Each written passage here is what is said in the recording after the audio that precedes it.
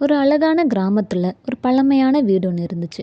அந்த வீட்டை சுற்றி செடிகளும் புதர்களுமாய் வளர்ந்து அந்த வீடு பார்க்குறதுக்கே அவ்வளோ பயங்கரமாகவும் பயமாகவும் இருந்துச்சு. அதனாலேயே அந்த கிராம மக்கள் அந்த வீட்டு பக்கம் போகவே பயந்துட்டே இருந்தாங்க. அந்த சமயத்தில் அந்த கிராமத்தில் இருக்கிற கதிர் என்ற சின்ன பையன் அந்த வீட்டுக்குள்ளே அப்படி என்னதான் இருக்கு, யார் இருக்காங்க அப்படின்னு தெரிஞ்சுக்கணுன்னு ரொம்ப ஆர்வமாக இருந்தான். ஒரு நாள் அந்த வீட்டுக்குள்ளே போயும் பார்த்தான். அந்த வீட்டுக்குள்ளே நிறைய பேருக்கு தேவையான சமையல் பாத்திரங்களும் உணவுகளும் இருந்ததை அந்த சிறுவன் கவனிச்சான். என்ன இது? இந்த வீட்டில் யாருமே இல்லைன்னு தான் சொல்கிறாங்க. ஆனால் இத்தனை பேருக்கு தேவையான சாப்பாடு இங்கே யார் செஞ்சு வச்சுருக்காங்க? அப்படின்னு அவன் மனசில் நினச்சிட்டு இருக்கும்போதே ஒரு பயங்கரமான குரல் ஒன்று கேட்குது. யார் நீ? உனக்கு என்ன வேணும்? அந்த சத்தத்தை கேட்ட உடனே அந்த சின்ன பையன் ரொம்ப பயந்துட்டு அந்த வீட்டை விட்டு வெளியே ஓடி வந்துட்டு அவங்க வீட்டுக்கு போனான். அந்த பயத்தினாலே அவன் மயக்கம் போட்டு கீழே விழுந்துட்டான்.